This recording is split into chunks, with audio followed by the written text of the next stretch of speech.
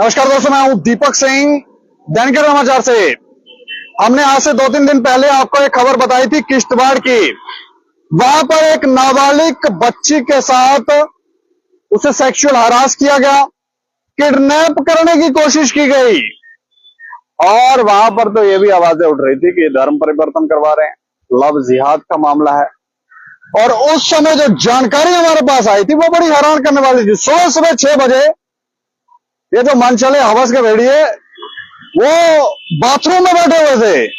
वो तो शुक्र है कि बेटी लड़की छोटी जो बच्ची है उसकी माँ भी बाथरूम गई और माँ ने ही डोर खोला तो अंदर वो लड़का बैठा हुआ था और उसने वहां से पानी मारा जिससे वहां पर शोर मच गया। और वो 3 लड़के थे जो लड़की को उठा के भाग रहे थे। और बाद में जब पुलिस के पास ये मामला पहुंचा तो थानेदार के ऊपर भी आरोप लग गए कि थानेदार साहब जो हैं वो वहां पर उन्हीं का साथ दे रहे हैं। और वो जो थानेदार साहब हैं वो पहले भी ऐसा करते रहे हैं। और इस मामले में अब खबर ये है कि उन थानेदार साहब के ऊपर गाज गिरी है। उस समय तो अटैच किए थे, लोगों की मांग थी कि उन्हें सस्पेंड कर दो, तो अब उन्हें सस्पेंड कर दिया गया है।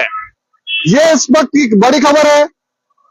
उस दौरान जब हमने आपको खबर बताई थी तो किश्तवाड़ के ही ये किश्तवाड़ का एक युवक था जो बता रहा था कि वहां पर बच्चियों को लगभग 10-10 किलोमीटर दूर जाना पड़ता है।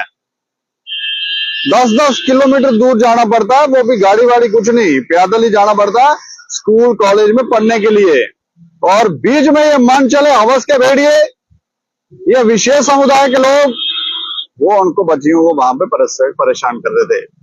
लेकिन इसके ऊपर सिर्फ हमारी तरफ से ही खबर नहीं की गई थी, उससे पहले समाज के कई लोगों ने आवाज उठाई थी, अपने अपने सोशल मीडिया के ऊपर वो वीडियोस डाली थी और साफ साफ क्लियर शब्दों में लिखा था कि किश्तवाड़ के अंदर क्या हो रहा है और थानेदार साहब क्या कर रहे हैं। एक ऐसी शख्सियत हमारे साथ है, अजय सैनी इनका नाम है और आप इन्हें जानते ही होंगे। इन्होंने भी सोशल मीडिया के ऊपर अपने इंस्टाग्राम के ऊपर वो वीडियो डाली थी और आवाज उठाई थी और कहा था ये जो हो रहा है उसको लेकर कार्रवाई होनी चाहिए।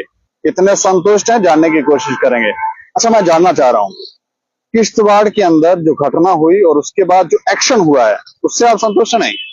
देखिए, मुझे लग रहा है कि शायद अपनी जिंदगी में जितने भी मामले देखे हैं कहीं ना कहीं इस मामले में हमें संतुष्टि दिख रही है।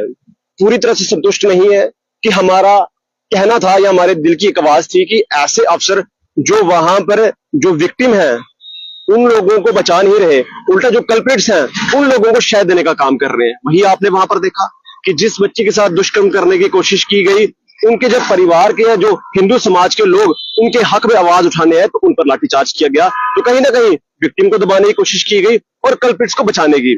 तो उसमें हमारी मांग यही थी, हमने इस बार सरकार के सामने हाथ रखे, प्रशासन के सामने, कि इस बार फैसला आप करेंगे। इस बार हम नहीं आपको डायरेक्शन देंगे कि आप सस्पेंड कीजिए, टर्मिनेट कीजिए, क्या इंक्वायरी कीजिए, मैजिस्ट्रेट इंक्वायरी कीजिए।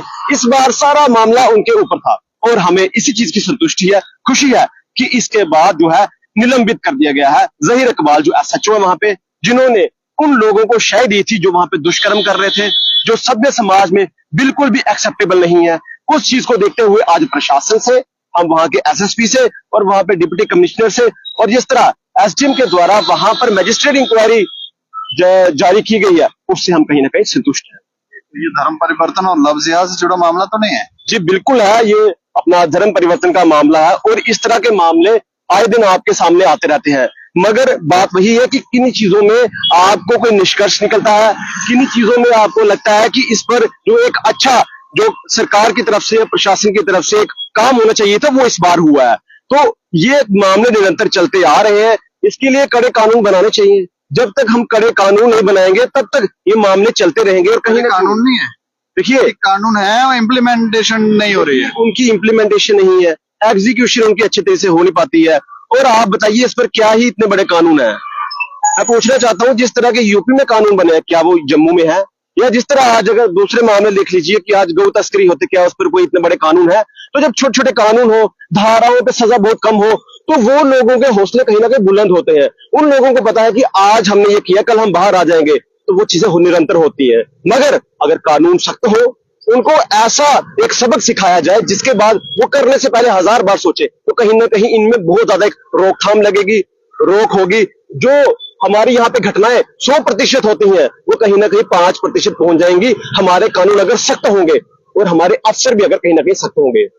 चलिए, शुक्रिया शुक्रिया बात। धन्यवाद। एक और बात मैं जानना चाह रहा हूँ, 10-10 किलोमीटर की दूरी के ऊपर स्कूल कह रहे थे, कॉलेज हैं, बच्चों को जाना पड़ता है, बीच में ये मनचले छेड़ते हैं, क्या करते हैं? देखिए, बड़ी अच्छी बात है कि वहां के प्रशासन द्वारा बड़े अच्छे इनिशिएटिव लिए गए हैं।